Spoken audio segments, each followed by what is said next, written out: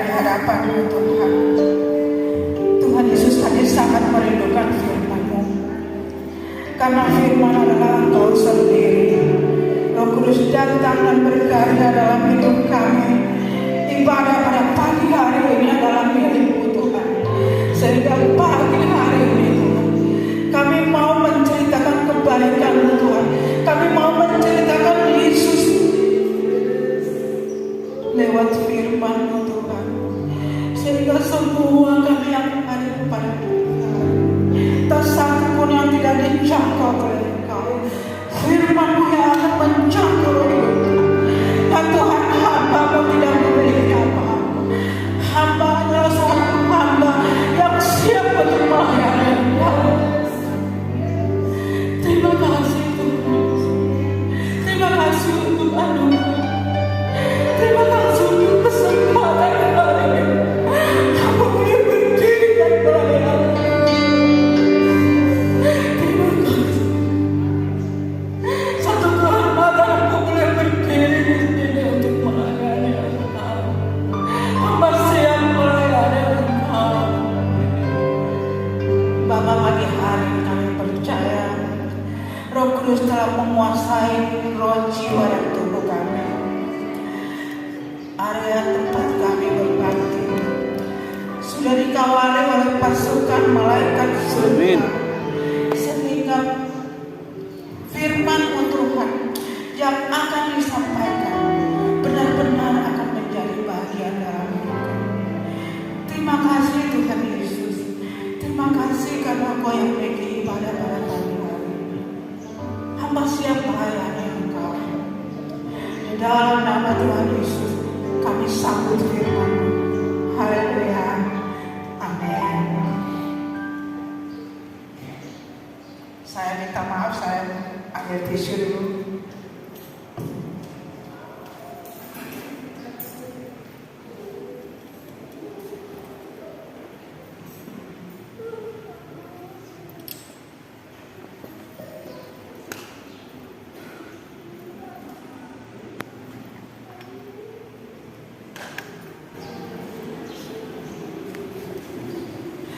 Tuhan, shalom Elohim.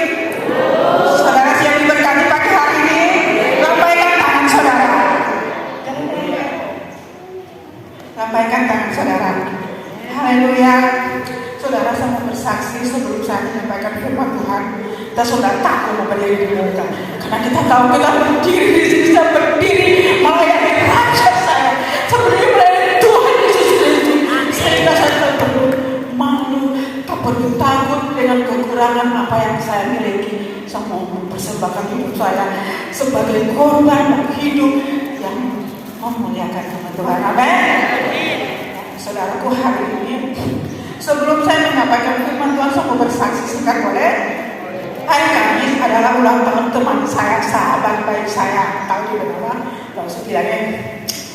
Lalu saya di rumah hari Kamis itu saya dipanggil orang kerja, saudara. Tangan tadi Kleak kerja, saya di Kleak di tempat tua kami yang dulu Kleak. Saya pergi hari Kamis. Hari Kamis yang saya pergi kerja di sana, cuaca hujan kok. Masih sore kita sudah tahan. Kita bilang ke anaknya dokter Budi, Pira, antar tante Ita pulang, tante Ita mau ikut ibadah. Tante Ita hujan kok, nggak usah yuk. Jangan, hari ini tapi tak mau ulang tahun, tak mau pikir.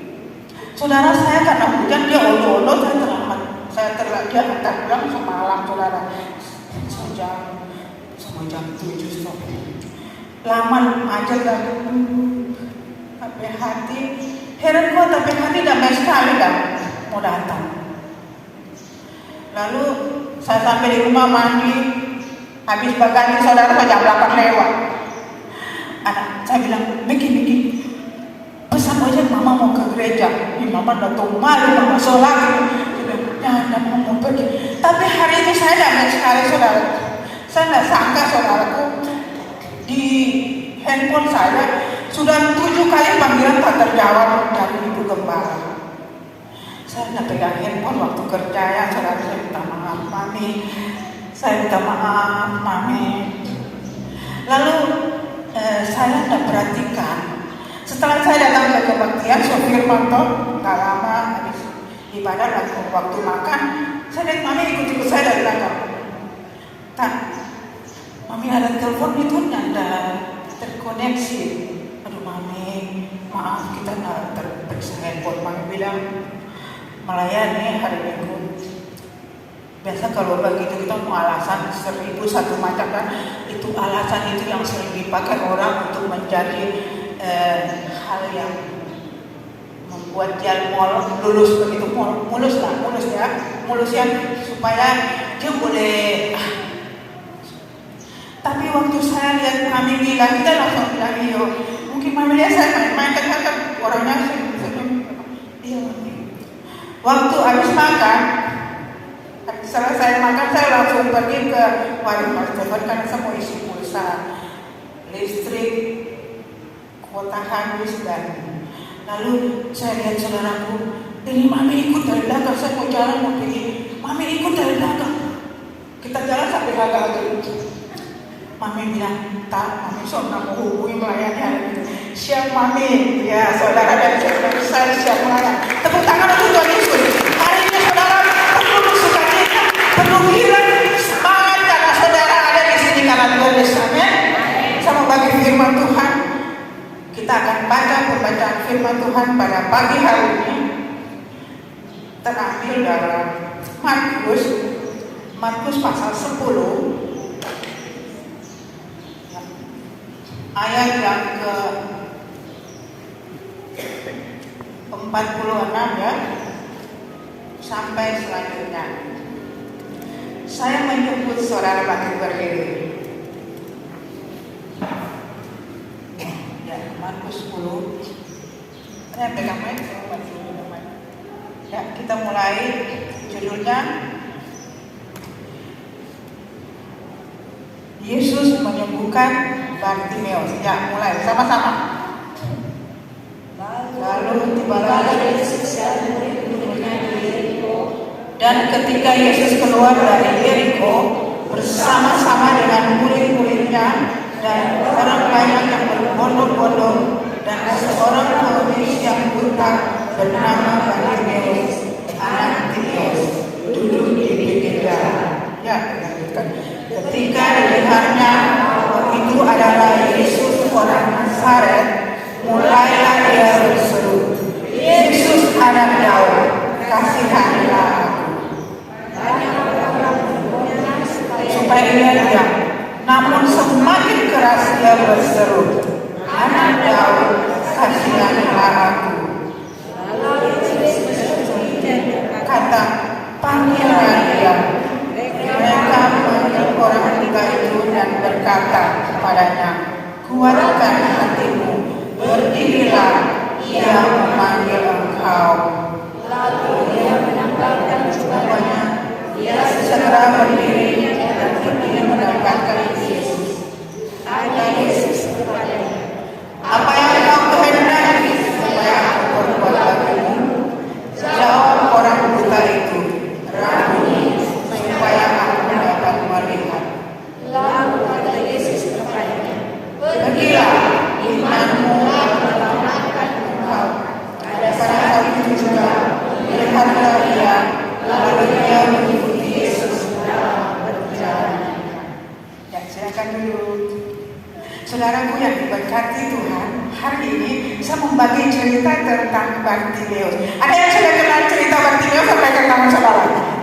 Saya tahu tuh?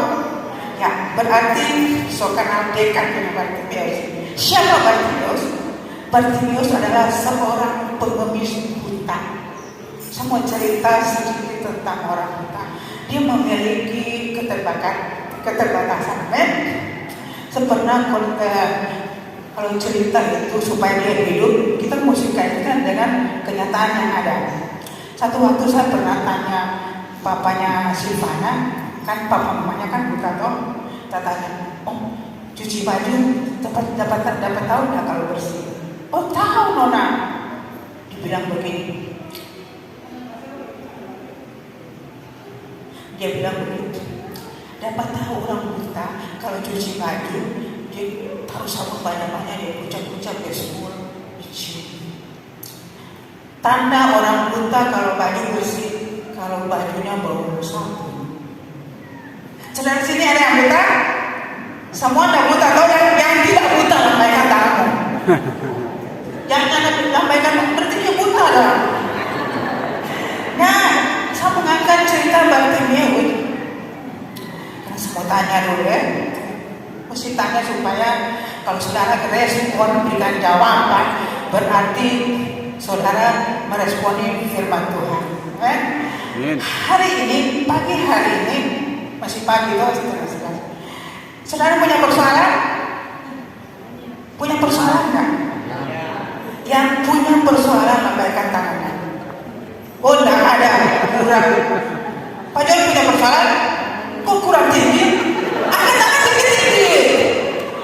Pasti suatu akan orang-orang punya persoalan. Saya juga angkat tangan karena saya punya persoalan. Pak John punya persoalan? Oh, ternyata setiap orang dalam hidupnya, setiap hari mau model orang besar, anak kecil, kaya, miskin, duda, janda, punya persoalan. Punya persoalan, betul? Dan hari ini saya mengangkat Bartimeus yang punya persoalan. Biasa orang punya persoalan itu yang dia butuh Tuhan Yesus, amin. Dan pagi hari saya percaya saudara karena punya persoalan sama seperti saya juga, kita butuh Tuhan Yesus, amin. Saudaraku, Bartimeus ini dia punya keterbatasan, dia mungkin gak bisa jalan. Nah, di cerita ini waktu kita baca, Bartimeus ada di kota Yeriko. Saudaraku, waktu saya membuka, saya mempersiapkan cerita ini untuk saudara. Saudaraku, saya mempersiapkan cerita ini, saya takut sekali. Ini Bartimeus mungkin dia selalu berdoa tuh, karena pada saat Tuhan Yesus ada, waktu Tuhan Yesus ada di Israel, di Yerusalem sana, saudaraku dia kerja hanya 3 tahun setengah. Betul Pak John? Tuhan Yesus hanya kerja 3 tahun setengah atau nggak lebih loh. Nah, jadi waktu itu sedang marak-maraknya Tuhan Yesus melakukan mujizat di mana-mana. Orang-orang mulai cerita, itu orang ada rasa, Tuhan Yesus memang itu ada makan, Tuhan Yesus ada kasih makan 5.000 orang dengan berapa? 5 roti dan 2 ikan. Tetapi kalau saudara baca cermat kisah ini, ternyata bukan 5.000 orang, lebih saudara. Catatan Alkitab menggaris bawahi bahwa hanya 5.000 laki-laki. Jadi laki-laki yang dihitung. Amin. Hanya laki-laki yang dihitung. Kalau lakinya punya istri, dihitung berapa? 2. Atau kalau dia punya anak, keluarga berencana, 2 anak. Berarti satu keluarga motor. Ya toh, pikir logika berjalan semua saudara ya. Jadi bukan 5.000 pas, toh, tetapi lebih dari 5.000 orang. Tetapi waktu mereka makan 5 roti dan 2 ekor ikan, cukup saudara. Bahkan ada sisanya. Berapa sisanya? Ada 12 bakul atau 12 keranjang. Cerita ini yang menceritakan mujizat-mujizat, sementara diceritakan orang di mana-mana saudaraku. MLM menceritakan kebaikan Tuhan, amin. Saudara tiap hari menceritakan kebaikan Tuhan atau cerita-cerita orang, amin. Kalau saudara cerita orang, saya minta ganti ceritanya, amin. Ganti ceritanya dengan cerita kebaikan Tuhan. Saya ingin saudaraku mengerti cerita ini. Waktu orang cerita-cerita, Bartimeus dapat ingat, ini kan cuma dulu-dulu tuh, katanya orang lewat, kasihan ya, 5 hari belum makan. Saya pernah ada di Jakarta kebetulan, dan saya lihat di Jakarta itu pengemisnya macam-macam. Nanti mau tanya kalau Gofari beri bapak dia cerita, betul tak Gofari? Pengemis di Jakarta model-model macam-macam. Ada ibu gendong anak,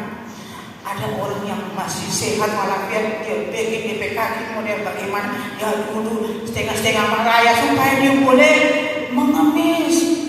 Nah kalau saudara dan saya mau mengemis, kasihan Bartimeus profesi itu jangan kontur, jangan ambil Bartimeus berprofesi. Amin. Ini sindiran halus untuk saudara. Saya mulai mempersiapkan kisah ini. Mereka menceritakan mujizat. Aduh, kenapa Tuhan Yesus sembuhkan orang sakit, orang mati dibangkitkan, cerita apa? Lazarus menggemparkan cerita 5.000 orang makan itu menggemparkan. Ini Bartimeus sudah balik, kan dia kan cuma buta toh, tapi dia balik kan. Dia cuma buta tapi dia mendengar. Mungkin dia tahan-tahan orang. Apa Tuhan Yesus begitu? Tuhan Yesus bikin mujizat dalam hatinya. Oh Tuhan, lewat di sini kita butuh Engkau, amin. Saya butuh Tuhan. Tapi hari ini bukan sekedar cerita saudaraku. Ini cerita yang luar biasa. Bartimeus sedang meminta Tuhan kalau boleh. Firman Tuhan berkata, doa orang benar besar, amin. Apa yang kau minta, kau akan menerimanya. Waktu Bartimeus sedang menginginkan Tuhan, ternyata Tuhan melihat Bartimeus. Di pembacaan kita tadi, kita melihat di sana Tuhan Yesus masuk di kota Yeriko. Di sini saudara-saudara kita melihat ada begitu banyak orang yang berbondong-bondong. Mereka ikut Yesus ngapain? Kalau saudara ikut Tuhan sekedar ikut-ikut orang supaya orang lihat kita keren, kita ikut Tuhan. Salah.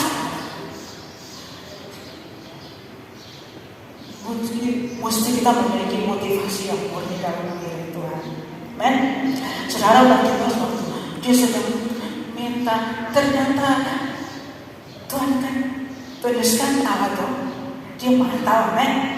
Dia mantau, dia paling peduli, men, paling peduli.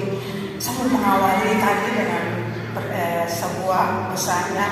Biasanya saya bilang berdiri, bilang kepada teman kiri kanan maupun yang disayang Tuhan, tapi setelah semangat sampai saya lupa untuk buat itu ya. Saudaraku, sejenak saja lihat teman kiri kanan, dan aku orang yang paling disayang Tuhan. Aku orang yang paling disayang. Kenapa? Saya mau saudara merekam memori saudara bahwa kau orang yang disayang Tuhan. Kau satu waktu kau mengalami masalah dan kau tidak punya jalan keluar, kau tidak bisa temui orang yang aku orang baik. Saudara akan melihat campur tangan Tuhan, kasih Tuhan nyata dalam hidup, kan? Saya mau kembali kepada cerita ini. Waktu Bartimeus sedang menginginkan Tuhan, Tuhan hadir di situ. Saya baca ini, Tuhan spesial datang di kota Yeriko, bukan karena rombongannya ikut dia, saudara, kan? Tapi dia spesial datang untuk Bartimeus. Amen. Aplikasikan ke dalam diri kita. Kalau kau punya sesuatu kau sangat butuh, dia akan spesial datang untukmu. Amen. Dia tidak peduli orang banyak yang ikut dia, yang jadi figuran, yang bikin sesat jalan, ya. Tetapi dia sangat memperhatikan. Amen. Saudara, saya baca luar biasa. Bayangkan Yesus masuk kota Yeriko dan keluar. Semua keluar, sama peran Bartimeus. Ada yang sudah bersedia jadi peran Bartimeus? Dia dulu. Pak John boleh? Duduk di situ ya Pak John. Terima kasih untuk sahabat saya yang baik. Saya datang akan ulang tahun. Ya, makasih. Ya. Ya saudaraku, ya terima kasih. Akhirnya saudaraku, pada waktu Tuhan Yesus lewat kan, Yesus tahu semua. Berarti ada.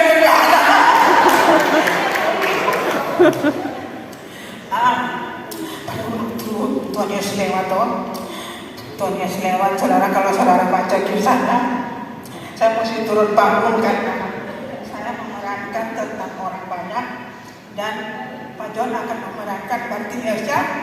Terima kasih. Pada waktu Tuhan Yesus sedang berjalan dengan orang-orang, tiba-tiba Bartimeus berteriak. Bartimeus berteriak kan? Apa teriakan?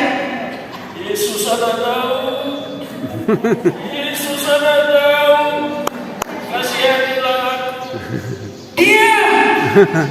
Yesus anak Daud, kasihanilah aku. Kurang action. Pada waktu Tuhan Yesus lewat, orang banyak, Bartimeus dengan kaki langkah orang-orang, dia mungkin menahan seorang dan dia ada apa? Yang terjadi hari ini? Hei, diam mana? Tuhan Yesus mau lewat. Dan perang action akan kembali. Pada waktu itu, pas Tuhan Yesus lewat kan, Bartimeus langsung berteriak, Yesus anak Daud, kasihanilah aku. Yesus anak Daud, kasihanilah aku. orang-orang berkata apa kepada Bartimeus? Berdiri mana? Nah, kita mencatat semakin keras Bartimeus berteriak, Yesus anak Daud, kasihanilah aku. dan akhirnya apa yang terjadi? Terima kasih Pak John. Silakan dulu. Tepuk tangan untuk Tuhan Yesus.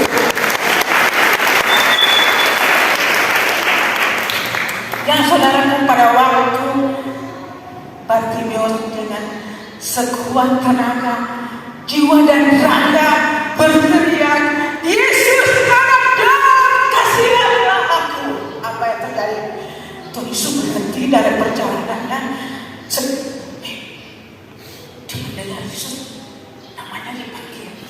Kalau saudara dengar nama saudara dipanggil, saudara datang kan? Ya kan? Yesus mendengar, tampillah Tuhan Yesus, tampillah. Dia melihat dia. Panggil dia, ya, suruh panggil. Setelah Bartimeus maju ke depan, apa yang terjadi di sana? Tuhan Yesus bilang, mari kita baca ayatnya. Ayat berapa ya? Mantul, terima kasih. Munculkan ayat itu. Ayat 49.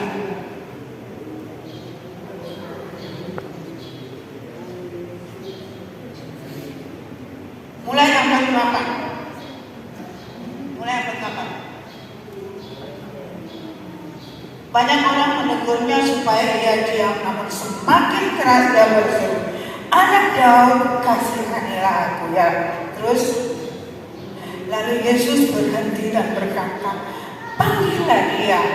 Mereka memanggil orang buta itu dan berkata kepadanya, kuatkan hatimu, berdirilah, ia memanggil engkau. Terus lalu ia menanggalkan jubahnya, ia segera berdiri dan pergi mendapatkan Yesus. Terus tanya Yesus kepadanya, apa yang kau kehendaki supaya aku berbuat bagimu? Jawab orang buta itu, Rabuni, supaya aku dapat melihat. Terus lalu kata Yesus kepadanya, pergilah, imanmu telah menyelamatkan engkau. Pada saat itu juga melihatlah ia, lalu ia mengikuti Yesus dalam perjalanannya. Saudara yang diberkati,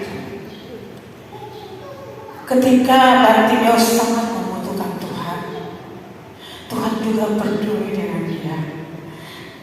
Kenapa Tuhan peduli? Karena Bartimeus adalah ciptaannya, kan? Saudara, pagi hari ini yang hadir dalam ibadah adalah ciptaan Tuhan yang sangat mulia, yang sempurna. Bartimeus tidak punya mata, tapi dia punya persoalan. Dan Tuhan hadir di jalan hidupnya, kan? Di Tuhan hadir di mana dia biasa mangkal di sana, istilah mangkal itu duduknya berada di sana. Minta-minta, dia minta. Hanya itu satu-satunya pekerjaan yang bisa dia lakukan. Tapi dia berharap lebih, saudara. Harap harapannya supaya dia dapat melihat. Dan ketika dia bertemu dengan Tuhan Yesus, persoalan hidupnya selesai, kan? Karena dia dapat melihat. Tuhan Yesus bilang, Tuhan Yesus sudah datang jungkel-jungkel di mata atau korek-korek. Tuhan Yesus bilang apa? Imanmu? Dia bilang bagaimana? Kasih muncul itu ayat itu. Ya. Pergilah, imanmu telah menyelamatkan engkau. Jadi mau persoalan hidupnya beres, punya iman. Iman adalah koneksi yang akan membawa kita dengan Tuhan, kan? Nyata iman, jangan mimpi kasihan. Tuhan menjawab pada berdoa. Ini firman, kan? Saya tidak tangkap dalam firman. Imanmu yang menyelamatkan. Saya mau cerita kesaksian hidup saya. Saya dan anak-anak saya, tiap hari itu kami punya iman.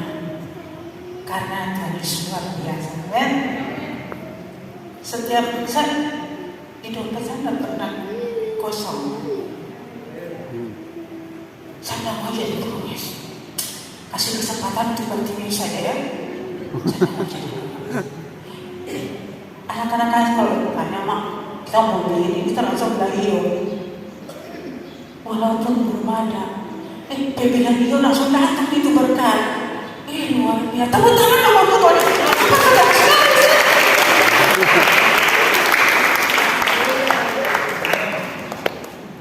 Kita pakai Tuhan Yesus. Kita taruh Tuhan Yesus di muka. Tuhan Yesus. Karena yang dari tampilan dengan bagi orang janda itu Tuhan Yesus jadi suatu.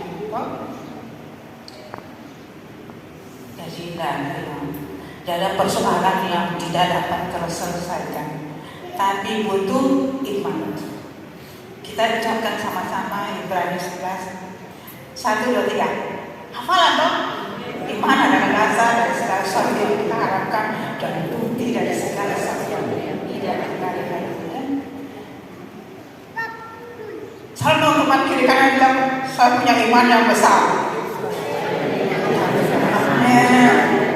Ya, sehingga Bartimeus ketika Tuhan Yesus lewat di penjara, ini bukan sekadar cerita karena ceritanya diangkat begitu, tetapi hari itu Tuhan Yesus lewat kota Yeriko, dia cuma spesial datang untuk Bartimeus. Dia masuk kota, keliling-keliling, banyak orang berdesakan dan dia keluar. Ternyata Bartimeus sedang dicari di sana. Dan Bartimeus ditemui di ujung kampung, saudaraku. So tahu dia. Mana kau berita-berita jam. Apalagi kalau di kota-kota Satpol PP mana nanya itu orang pengamis jam mana lagi kota dan tak hukum. Mungkin Bartimeus juga memahami kondisi yang begitu sangat tertolak, saudara. Dia dikasih ada di ujung kampung ini supaya orang semua pulang dari kota, semua keluar kampung, baru mana minta syukur kau dapat, kalau nyanda kasihan. Aduh, kita lupa pamer, contohnya pergi ke kecamatan ini karena